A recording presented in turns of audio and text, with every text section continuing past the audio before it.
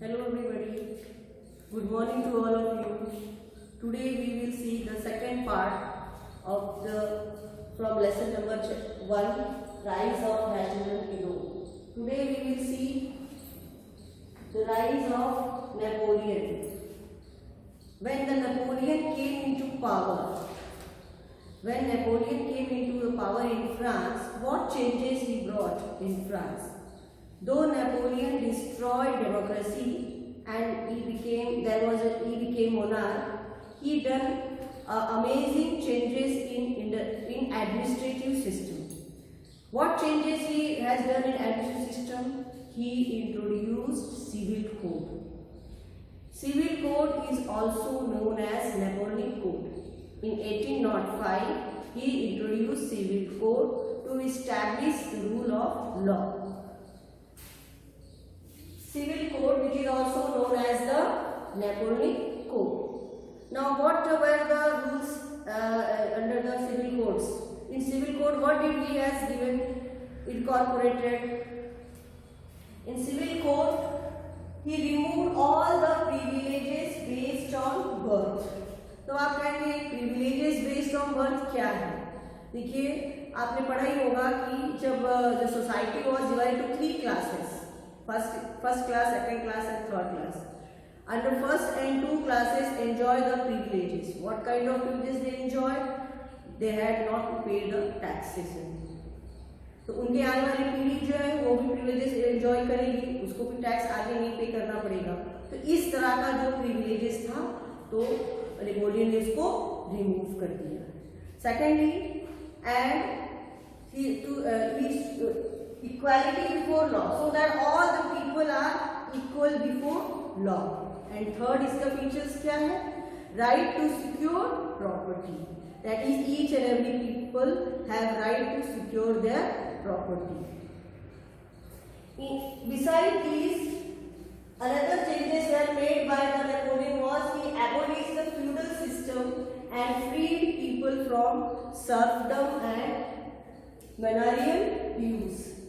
Guild systems were reused and transport and communication were also developed. So these amazing changes were done by Napoleon in when he came into the power in France. So all people were happy, though there was a return of monarchy. Although he became a king, he destroyed the democracy. इसके कि नहीं democracy नहीं चली. जैसे कि इसके पहले France में क्या था कि लोगों ने मतलब गवर्नमेंट फॉर्म की थी डेमोक्रेसी बेसिस पे और democratic principles. But when Napoleon came into power, उसने क्या किया? उसने डेमोक्रेसी को डिस्ट्रॉय कर दिया, वापस वो मोनार्की सिस्टम को ले आया. लेकिन मोनार्की सिस्टम को ले आया इसका मतलब कि आप सोचेंगे अरे ये तो बहुत बुरा आदमी था, लेकिन नहीं, उसने बहुत अच्छा किया. अच्छा काम उसने ये किया, उसने एक बहुत ही ड्रास्टिक अमेजिंग बहुत ही अच्छा चेंजेस किया. एडमिनिस्ट्रेटिव सिस्टम में उसने बहुत ही अच्छे बदलाव लाए जिससे लोगों को बेनिफिशियल हो. तो क्या क्या बदलाव उसने लाया? उसने रिमूव किया privileges based on birth, equality, all people are equal before law, all people have right to secure property, and then restrictions were removed. उसने ट्रांसपोर्टेशन एंड कम्युनिकेशन को डेवलप किया. फिर उसने मोनार्किकल फ्यूडल सिस्टम को हटा के people को आज़ाद कर दिया. कहाँ से? सर्वडम से और मोनारियल ड्यूज से. तो ये अमेजिंग चेंजेस उसने मतलब फ्रांस में बदलाव लेकर आया. और इस तरह से all the people welcome him, they are calling him as the harbingers of liberty. लोग उसको स्वागत करते थे, लेकिन धीरे धीरे लोगों का ये जो एंथुसियाज्म था धीरे धीरे वह हॉस्टिलिटी में बदलता गया. मैंने उनके प्रति वह मतलब उनकी जो भावना थी वो अच्छी नहीं थी, खराब होने लगी. क्यों? क्योंकि he increase the taxation and there was an force recruitment of people in army. क्योंकि नेपोलियन जो था बड़ा ही एम्बिशियस लीडर था and wanted to conquer other European countries. So इसीलिए वो बहुत से ज़्यादा लोगों को आर्मी में मतलब भर्ती लेता था ताकि उनकी जो आर्मी जो बहुत ही स्ट्रॉन्ग हो. इसलिए there was a force recruitment of people. तो जबरदस्ती बच्चों को वह आर्मी में भर्ती करवाने के लिए कंपल करता था, फोर्स करता था. तो इसीलिए लोगों को ये पसंद नहीं है. तो फोर्स रिक्रूटमेंट इन आर्मी, फिर उसने टैक्सेशन बढ़ा दिया था। उसने टैक्सेशन, क्योंकि भाई सब उसको गवर्नमेंट चलानी थी, उसको देश चलाना था, तो उसने मतलब लोगों पे टैक्सेशन बढ़ा दिया था। और क्या किया था उसने? सेंसरशिप। सेंसरशिप का मतलब लागू करने का मतलब कि people have no right to speak against king या फ्रीडम ऑफ प्रेस, उसने नहीं दिया था। इसी की वजह से लोग जो उसको है, the people turn hostile towards the Napoleon. Now next we will see aristocracy and the middle class. Now we will see the how the Europe was divided into two societies. आप देखेंगे कि in the midst of 18th century, उसके पहले जब nation states बनने के पहले हम देखेंगे कि यूरोप में समाज कैसा था। The society was divided into two, that is aristocrat and the peasant. तो आप बोलेंगे what do you mean bye aristocrat? Aristocrats कौन थे? Aristocrats were the dominant class in the European continent. माने यूरोप कॉन्टिनेंट में, ओवरऑल यूरोप कॉन्टिनेंट में आप देखेंगे तो दो तरह के लोग आपको मिलेगा। कैसा था? एक एरिस्टोक्रेट सोसाइटी थी और एक पीजेंट सोसाइटी थी। अब एरिस्टोक्रेट जो सबसे डोमिनेंट मतलब क्लास थी। डोमिनेंट का मतलब क्या हुआ? They were very powerful, they had money, they had large land. Town में लैंड है, सिटी में लैंड है, विलेज में लैंड है, तो उसके बाद the large land owners. Yet this aristocrat, this class was very dominant in Europe, but in population they were very minor. माने इनकी संख्या जो थी बहुत ही कम थी, लेकिन सबसे ज्यादा संख्या किसकी थी? पीजेंट्स की। Peasants were not powerful, they don't have land, peasants don't have land, and their majority population, peasants were in majority population, but they were not very powerful. In the West Europe, some peasants were tenant and small owners, land was cultivated. माने कि waste Europe में देखेंगे तो कुछ ऐसे जो थे, कुछ छोटे मोटे उनकी जमीन थी, जायदाद थी, लैंड थे, और कुछ स्मॉल ओनर्स थे, लैंड होल्डिंग के ओनर्स थे, जहां वो अपनी जमीन को कल्टीवेट करते थे। लेकिन आप देखेंगे ईस्टर्न एंड सेंट्रल यूरोप में all the peoples they were very poor, peasants were very poor and they were bonded labour, they were the serfdom. Serfdom का मतलब क्या होता है? कि they used to work under the landlords, so that is called serfdom. तो you have seen in Europe the society was divided into aristocracy. Now middle class. Now a new social class also emerged in Europe. As you have seen, the society was of two classes, that is aristocrats and peasants. But a new class also emerged in Europe. And what was that class? That class was known as middle class. Now who are the middle class? How did they emerge? ये middle class कैसे emerge हो गई और ये class कैसे आया? क्योंकि पहले तो यूरोप में दो ही क्लास वर्ग के लोग थे, एरिस्टोक्रेट थे और पीजेंट्स थे। तो ये मिडिल क्लास कैसे आया? Middle class emerge due to industrial revolution. जब इंडस्ट्री सेटअप हुई जर्मनी में, most of the parts of the European countries में जब इंडस्ट्रीज डेवलप हुई, the people they shifted from the village or town and they went to work in the factories. So they were the working class, they were the commercial classes, and they are also known as the middle classes. So these middle classes emerged due to industrial revolution. Now when these middle classes were made up of industrialists, businessmen, professionals, so they were educated. ये middle class वर्ग जो थी वो professional मतलब working class थी, यानी teachers थी, doctors थी, लॉयर्स थी, मतलब प्रोफेशनल्स थे, बिजनेसमैन थे, छोटे मोटे इंडस्ट्रियलिस्ट थे। तो ये जो मिडिल क्लास थी वो बहुत मतलब ही एजुकेटेड क्लास थी।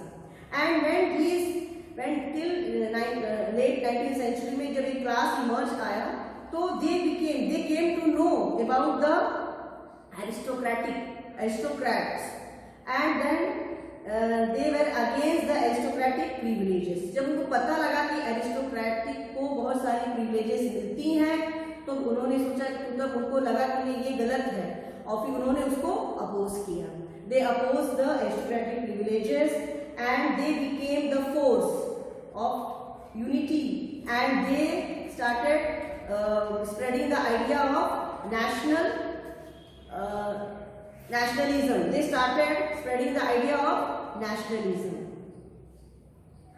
When they united, they united among themselves and they started fighting against for the nation state. And also they demanded the abolition of aristocratic privileges and they gained popularity. Now we will see next topic, that is liberalism. Now what is liberalism? The term liberalism is derived from Latin word liber, which means free. Liberalism का जो ये वाक्य है, ये जो idea है, जो concept है, ये लैटिन वर्ड से लिया गया है, जिसका लिबर, लैटिन वर्ड क्या है, वो लिबर है, इसका मीनिंग क्या है, फ्री, इसका मतलब आजादी, freedom. So liberalism, but this concept freedom is a narrow concept, liberalism is a broad concept. Liberalism जो है वो बड़ा कंसेप्ट है, क्योंकि अलग अलग लोगों ने इसको अलग अलग इसको परिभाषित की है. उनके अनुसार लिबरलिज्म की का जो मीनिंग है वो डिफरेंट है. वो कैसे है इसको हम देखेंगे. Now different people interpret the concept of liberalism in their own way. अलग अलग लोगों ने लिबरलिज्म को अलग अलग तरीके से परिभाषित किया है. फॉर मिडिल क्लास, अगर हम मिडिल क्लास से पूछते हैं कि लिबरलिज्म का अर्थ क्या है, if we ask the middle class people what do you mean by liberalism, according to you what is liberalism, तो वो कहेंगे according to us liberalism is freedom for individual and equality before law. तो middle class के लोगों ने कहा कि हमारे लिए लिबरलिज्म का मतलब होता है फ्रीडम फॉर इंडिविजुअल, माने एक व्यक्ति को आजादी मिलनी चाहिए और he should be equal before law. Secondly, अगर आप पॉलिटिकल भाषा में पूछते हैं कि लिबरलिज्म का अर्थ क्या है, तो क्या कहेंगे, according to political liberalism means government by consent. मतलब वो चाहते हैं कि जो गवर्नमेंट फॉर्म हो वह कंसेंट से फॉर्म हो, जैसे कि लोगों की राय से फॉर्म हो. People should also participate in the formation of the government. They should be elected. There should be end of autocracy. वो चाहते हैं कि autocracy खत्म हो जाए. End of clerical property की जो rights है, जैसे कि केवल नोबल्स के हाथ में ही प्राइवेट प्रॉपर्टी होती थी और बाकी लोगों को तो ये प्राइवेट प्रॉपर्टी दी नहीं जाती थी, तो वो जो प्राइवेट प्रॉपर्टी का जो राइट है उसको भी एंड हो जाना चाहिए. End of clerical and private property की राइट्स जो हमें मिलनी चाहिए. तो अकॉर्डिंग टू पॉलिटिकल कंसेप्ट से देखेंगे तो लिबरलिज्म का मीनिंग होता है गवर्नमेंट बाय कंसेंट. अगर एक इकोनॉमिस्ट से पूछा जाए कि आपके अनुसार लिबरलिज्म क्या है, तो क्या कहेगा, freedom of market and abolition of taxes. अब आप कहेंगे कि फ्रीडम ऑफ मार्केट का मतलब थोड़ी कि हम मार्केट में जाएं, हमें चीजें जो है मतलब फ्री में मिल जाए, इसका अर्थ ये नहीं हुआ. फ्रीडम ऑफ मार्केट का मतलब होता है जो restrictions imposed by the government on free flow of goods and services. जो गुड्स जो फ्लो करती हैं, जैसे कि कैपिटल और गुड्स जो फ्लो होता है उसमें रिस्ट्रिक्शन जो टैक्सेशन लगाया जाता है उसको एबॉलिश करना है. That is called abolition of taxation, this freedom of market. अब आप एक एग्जाम्पल आपको इसके बारे में देंगे. Economics, according to economic liberalism means freedom of market and abolition of taxes. अब आपके टेक्स्ट में देखिएगा, ड्यूरिंग द नेपोलियन टाइम, जब नेपोलियन था एडमिनिस्ट्रेशन सिस्टम, तो Napoleon administration system has created a confederation of 39 states. Napoleon जब power में था तो उसने जर्मनी में 39 स्टेट्स कॉन्फेडरेशन ऑर्गेनाइज किया था, मतलब पूरा 39 स्टेट्स एक साथ में थी. एंड उस दौरान क्या चीजें थी, each of which state has its own currency. प्रत्येक स्टेट्स की अपनी ओन करेंसी हुआ करती थी और वेइंग सिस्टम हुआ करता था। तो एंड व्हेन द ट्रेडर, तो जब व्यापारी जब एक स्टेट से दूसरे स्टेट पे जाता था तो उसे कस्टम बैरियर जो है वो उसको कस्टम बैरियर को फेस करना पड़ता था उसको, and A custom barrier in each state which hindered the economic growth and exchange। मतलब कि व्यापारी को तरह तरह के कस्टम बैरियर से गुजरना पड़ता था, क्योंकि 39 स्टेट्स थे। जर्मनी जो थी वो 39 स्टेट का एक कॉन्फेडरेशन था, एकजुट एक संस्था थी, ऑर्गेनाइजेशन थी, लेकिन अपने अपने स्टेट्स की अलग करेंसी थी और वेइंग सिस्टम थी। तो अब सोचिए कि एक व्यापारी इन 39 स्टेट से अगर गुजरेगा, व्यापार करना चाहेगा, तो उसको अलग अलग कस्टम बैरियर्स, उसको कस्टम टैक्सेस, ड्यूटीज पे करनी पड़ेगी। और इस तरह से क्या होगा, वो व्यापार क्या करेगा, इकोनॉमिक उसकी ग्रोथ होगी नहीं, एक्सचेंज ठीक से होगा नहीं, उसका आदान प्रदान हो नहीं पाएगा। इसीलिए तो लोगों ने आवाज उठाई। ज़ोवेलियन क्या है? ज़ोवेलियन दैट द कस्टम यूनियन, ये कस्टम यूनियन से उन्होंने क्या किया, दे एबोलिश द टैरिफ बैरियर्स, उन्होंने टैरिफ बैरियर को एकजुट होके उन्होंने टैरिफ बैरियर को एबोलिश किया and reduce the currency from 30 to 2। तो ज़ोवेलियन इन 1834 a custom union were formed at the initiative of Prussia and joined by most of the German states. This union abolished the tariff barriers and reduced the number of currencies over 30 to 2. And they also created a network of railways for further mobility, and so that there will be economic growth and exchange of the goods and services। क्योंकि जब भी अगर अच्छा एक railway system network अच्छा develop होगा तो चीजें जो है आसानी से एक स्टेट से दूसरे स्टेट में आसानी से जा सकती है और इकोनॉमिक ग्रोथ हो सकता है। तो इस तरह से आपने देखा इस टॉपिक पे। तो हमने इसमें rise of Napoleon, who was Napoleon, when he came into power in France, he introduced civil codes. What is the other name of civil code? It is also known as the Napoleonic Code. So today's lecture में इतना ही काफी है। अब thank you. We'll see you in the next lecture.